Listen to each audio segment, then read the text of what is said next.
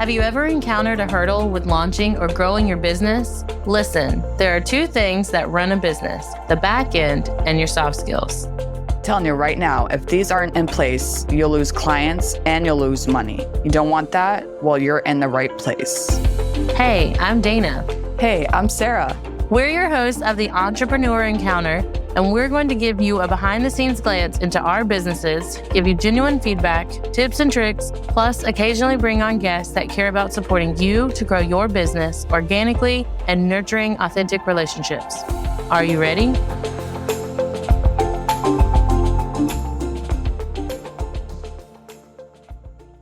Welcome back, entrepreneurs. We're your hosts, Dana And Sarah. And before we dive into this episode, we want to invite you to our Facebook group. During the week, we'll talk about each episode, and you can connect with like-minded individuals, network, collaborate, and just have fun. We're trying to make this a very creative space. So come on over and say hello. Every month we have a theme, and this month's theme is on decision making. So shameless plug, you should make the decision to join our Facebook group. Last week, we had an amazing guest on, Jackie, and she had an amazing story to share about what inspired her to be an entrepreneur, her journey, the many different avenues and multi-passions that she has. So be sure to check that out. It will be linked in our show notes.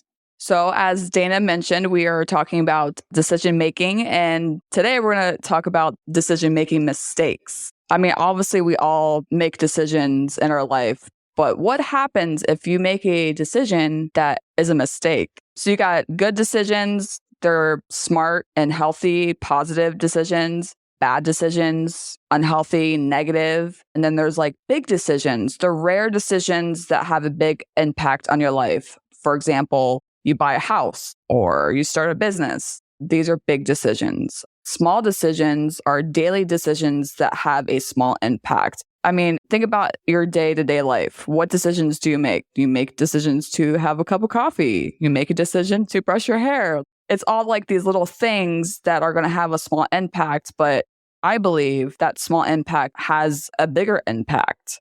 Every day when you make a decision, the smarter your decision that you make, you're headed into a better direction. You want to become healthy, so you exercise. You want to buy a new car, so you save money, and so on. But what happens when you make a not so great decision? You know, that feeling of, oh no, I just made a mistake. That's not a great feeling. Even if it's the smallest mistake, maybe the small mistake could be a typo when you post a blog post or stumble upon your words when you're recording a podcast. But it's okay. I mean, you know, everyone's going to make mistakes, but you take that as an opportunity to learn and grow. I mean, there's so much going on in life, but now you have a business to run. So therefore, you are making more decisions. So what are these mistakes and how can you avoid them? I feel like there's so many decisions to make. I feel like if anyone knows me and listens, usually for my birthday or Mother's Day, I tell everyone I'm making no decisions. That's how I balance the other 360 something days a year is on those 2 days, I'm not picking where we go eat. I'm not picking who's cleaning what. I'm just doing nothing.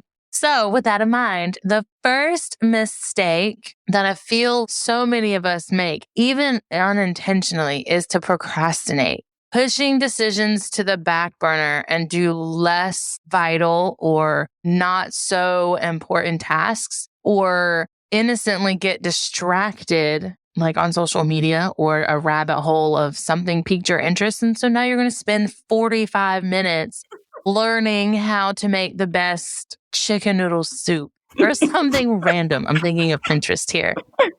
So you put off things that are important, that should be moving the needle forward. And then what happens? The deadline is coming up. It doesn't get done. Or you now have to spend 2 or 3 days, like very stressful, overwhelming early mornings and late nights getting things done and on time and hoping, like Sarah mentioned earlier, you don't have a typo if it's a social media project or a proposal to go out to a couple or a vendor or something. It's just going to get worse. Things pile up. I know I put things off when I have overscheduled myself. For instance, listeners, I had the bright idea that I would do a full rebrand of my business. At the same time, I decided to add on or change my services, which was part of the rebrand, but that extended and segued into I want to have a monthly membership for Pinterest graphic templates for wedding professionals. Doesn't seem like it's too difficult, but yet there's a lot of things that go on in the back end to build both of those things. And then on top of that, I decided to launch a women's professional networking group, which I touched base on a little bit with Sandy Bean a few episodes back. And I was super inspired. So I was like, okay, I feel validated that, okay, this was a great idea from the women in my area. We definitely need that type of community support. But what I keep forgetting is I'm already busy and it takes time. And so now I'm putting off certain things. I have a strategy, but it's still so many things. I'm avoiding putting my decision-making hat on and delegating certain things because I'm like, oh, I can just do it all. It doesn't take a lot of time, but in reality, it does. So one strategy that I have found as I had to take a few steps back is to carve out a window of time to start working on one problem at a time. And I'm prioritizing them based on due dates of other things. So the women's networking membership is really not set to launch until January. So that priority is being moved into November. That's going to be my focus. My focus this month at the time of this recording is finishing my website. I just did rebranding photos, all of my Honeybook, which is my CRM platform. All of those emails have been updated and all of that fun stuff. So I feel less overwhelmed because I got started with doing small tasks, but they were vital to my overall goal. So spinning it around, let's say you have our listeners have a client project and the deadline is not until next month. There are some people, sometimes myself, that'll get it done, get on it right away, but there's others that will wait till the last minute. And think about how that feels. Like, how does your body feel when you wait till the last minute versus, okay, I'm going to push through a lot of the work, take a break, go outside, work on another task, and then you come back to it a few days before the due date, and most of it's done, and you're almost just like reviewing, auditing, and making sure. So, of course, that decision is yours, but if you keep putting it off, then you're going to crunch time. You're going to feel overworked. You're going to feel anxious. You're going to have all those things. If you have questions, now you may not be able to get them answered, and there's going to be delays in the project. There's going to be errors that you're now not going to be able to impress your client with. So you need to allow yourself more time. I'm talking to our audience. I'm also talking to myself. You need to allow yourself time. If you have a lot of networking events, change your schedule to include the travel time. We talked about this too. Give yourself an extra day to audit a project. So if your client thinks it's due October 31st, or that's when they would need it by, then your due date for completing it needs to be the day before. So that the morning of or the night before, you can look at it one more time and make sure all your I's are dotted, your T's are crossed, everything is where it's supposed to be. Allow yourself more time. We're just going to leave it at that. When it comes to like procrastinating, I mean, obviously I have that issue because when it comes to client work, I want to get all the client work done first. Like I feel as if there have been many a times I leave my stuff on the back burner because I was in the mindset of, well, it's not making me money. But if you really look at it in the long run, so like I'm writing a book and I've been trying to write this book for the last year and I keep talking about it, but I'm getting back into it. And I'm like, I tell myself, well, if I finish this, then I can let people know that it's done because obviously I want that book to be a lead generator to which I would get clients from. So why do we keep putting things off? It's just, we shouldn't. And I tell myself this too, because if we keep procrastinating and putting things off, then we're just not going to get to the goal. Yeah, you can still do your client work. Obviously, you want to get that done. That's one of the top things that you need to get done. But think about how, if you want more work, what can you do to push that needle forward? Another mistake is believing that it's going to make or break you, right? We all tend to overthink. And you may feel that the weight of the world is on your shoulders because you have to make decisions. Is it a right or is it a wrong decision? Before coming to a solution, you need to look at it as a whole. Last month, we talked about problem solving, in which it goes over that in more detail about how you can get to a solution. So definitely go check that episode out. Of course, there are risks that you're going to take in your business. And when you make your decisions, you question if it's the right one. I mean, obviously, when you start your business, you question, am I making the right decision to start this business? There's always room for improvement and evaluation. So if something's not working, obviously you can look at it and see what needs to be changed.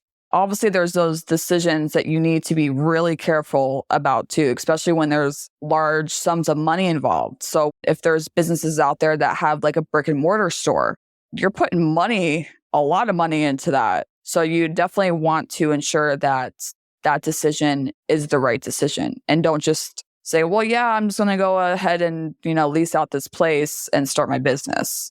You're going to make mistakes, but it's up to you to learn and grow from those mistakes. And always reach out for help, because if you're stuck, then there's somebody out there like me and Dana. We're out there to support you. We want to make sure that you are set up for success. Another mistake is not being organized and throwing spaghetti at the wall.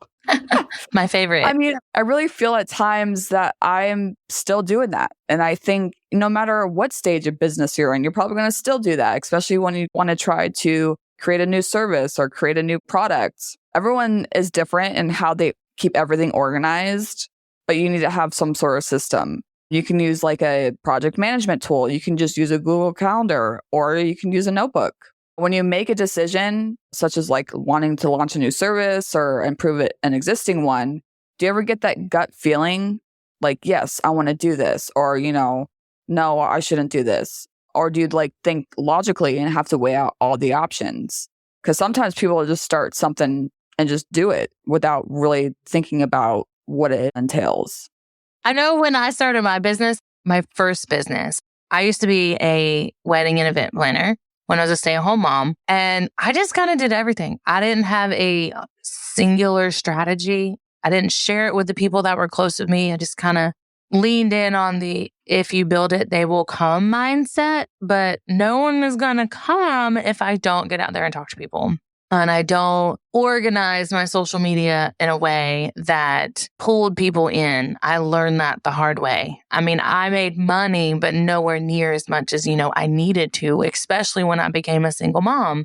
So I was determined that when I launched Dana's Desk, that it would be different. So I made sure I had my workflows organized. I knew what steps were to be included, who was doing what. Like who was in charge of scheduling client calls? Am I constantly going to be doing that? Or am I going to have it in your welcome packet and say, you have to schedule your calls? Here's your link, your unique link to do that. I leave it on the end of week wrap up. So there's a little bit of follow up for me, but it's not extra for me to have to remember. I already know I need to send my end of week wrap up of completed tasks, so forth and so on. So now I've learned a lot over the 3 years that I've been in business. And even though I'm adding a new service and the overall rebrand is stressful because I have new words, I have new things, my structure is thankfully organized. And it was an easy decision to add on Pinterest management. It was an easy decision to update and audit my SOP so that now that I'm adding team members, for the most part, I'm just adding videos to help different learning styles, that sort of thing. Another thing about being organized as well is when you hire somebody, I work with a team and they didn't have no systems in place, no SOPs, nothing in place. And when I came in, I was like, we need all this stuff, the SOPs, the standard operating procedures, and making sure that everybody has all the tools that they need to be able to do their job. So as many titles as I have as being like a team manager, and if you want to hire somebody, you need to make sure that all the back end of your business is set up. So when you hire somebody, it's there and you're organized and you have everything in place. Because if you hire somebody and you don't have an SOP, then you're going to be running around trying to figure it out. And that person that you just hired is going to be left in the dark because they don't know what they're doing. So that's another way that you need to stay organized as well. So the next one that we wanted to touch base on with decision making or poor decision making is not thinking about the consequences. We don't want this to be don't be so concerned with the potential negative outcome that you don't make a decision at all. But think of it from this perspective. You're driving down the road, you put your seatbelt on because you know if you don't and end up in a car accident, you could be injured more if you did not have your seatbelt on. No one wants to think about life insurance or car insurance or short-term, long-term disability, but you're happy when you have it, even if it's a simple policy. So, not to be all whatever about it, but these are things you have to think about, especially as a business owner. So there are consequences, good and bad, to every decision that we make. So imagine, we kind of touched base on this a little bit. You've hired someone and you give them access to everything you have, and then come to realize they have either stolen your hard work, tainted your reputation because they're not working to your standards. Did you properly vet this person? Sometimes you do vet them and they still surprise you. I had a client vent about that this morning. She's a bookkeeper and she vetted a junior bookkeeper basically, and they did not work out. I'm not a bookkeeper, so I can't help her with that. And I feel for her, but she felt like she had vetted them enough and they ended up not delivering and had to let her go. That's a whole thing. So this is something you have to think about when you're trusting someone with your information. Yes, build out those SOPs, but go ahead and start thinking about the questions that align with you that will make you feel comfortable and confident in making the right decision of hiring someone, because you can't just hire anyone. When I first started my business, I hired friends. And while, yes, they were invested, it wasn't to the level that I was invested. I mean, they had every right not to be because it wasn't their business. And this leads me into our next one of not communicating effectively. But I now felt awkward if I wanted to correct them. Well, shoot, I don't want to rock the boat with our friendship outside of work. So I unintentionally put myself in a rock and hard place situation. Should not work with your friends and family. It does not. So I now have hired non-friends and they have become my friends. But that professional relationship has already been set. So expectations are there. We're learning each other's strengths and weaknesses. I don't have as much issue with saying, girl, you're doing wrong and you need to fix it. I want to cheer you on. I want to be supportive. I mean, I still don't like confrontation, but I don't feel as scared or stressed and overwhelmed about saying, hey, this isn't right and I need you to fix it so that my client stays happy and I can be happy. So it sounds obvious, but once you've made a decision that affects others, you need to tell them about it. If they make a mistake, you need to communicate it in a timely manner. You can't wait 3 months from now and say, way back when you did this one small thing. They're not going to remember. And it's going to be too late to really gently correct them. Mm-hmm. So let's say one of us wanted to change the whole layout of this podcast. I feel like we have bounced around on this a time or two. One of us did it and we didn't communicate that. What do you think would happen to this podcast? It would be a world of headaches is what it would be. Yeah, pretty much. So real world example again, this is more on the personal side. A friend of mine, when you first start dating someone, there's all those expectations. Who's going to text each other first, right? Do you wait? And what had happened is they were almost initially texting each other about the same. But I think she started feeling like she was the only one reaching out. So she was like, I'm just not going to reach out. But she's not also telling him that expectation of she would like him to reach out more, text her more. I was like, so you're already setting him up to fail because you have not told him the change in expectation. And this goes for your team. If you haven't let your team know ahead of time or when you've decided to make a change that you want them to reach out to you more directly, like a weekly check-in, every Wednesday, they need to let you know what they're struggling with, what they're working on, whatever it is. You hire them, but you don't tell them what you're expecting, or if you've changed your expectations, you didn't update your SOP, or maybe you updated your SOP and you didn't tell them, so they don't know what to review. Then you're already setting them up for failure. And that's just going to have a negative domino effect. It's just one mistake right after the other. So yeah, we talk about communication a lot, but communication is like the number one skill that you have to have running a business, because if you do not communicate, it's all out the door. We've said this on the back end, not really with our listeners, is communication is the foundation. Creativity requires some sort of communication, even if it's communicating with yourself. Problem solving requires communication. Team building, collaboration, time management, all of those things can somehow be webbed back to communication because maybe you're changing like your availability, your time management. You're updating that because this season of life, you have 2 kids in sports and one's doing Battle of the Books, another's doing ballet and whatever else. Or you're just taking a step back because you need more blank space in your calendar. It doesn't even have to be balancing 5,000 schedules. It could be you just need a mental sabbatical. Yeah. But that needs to be communicated in letting your clients know what your availability looks like, but also updating your scheduling links so that no one can schedule time during your off hours. Mm-hmm. That happens all the time. So there are a number of mistakes that you can make as a business owner. And when it comes to decision making, you need to think before you make the decision and talk to those involved. If something is not working, you want to make sure you're evaluating everything. So listeners, what is one mistake that you have made that you have since learned from, and how did that affect those around you? Let us know wherever you're listening. Put a comment below and let us know. As always, all of the information is in the show notes, and don't forget to share and subscribe so you get all those notifications. Till next time. Bye. Bye.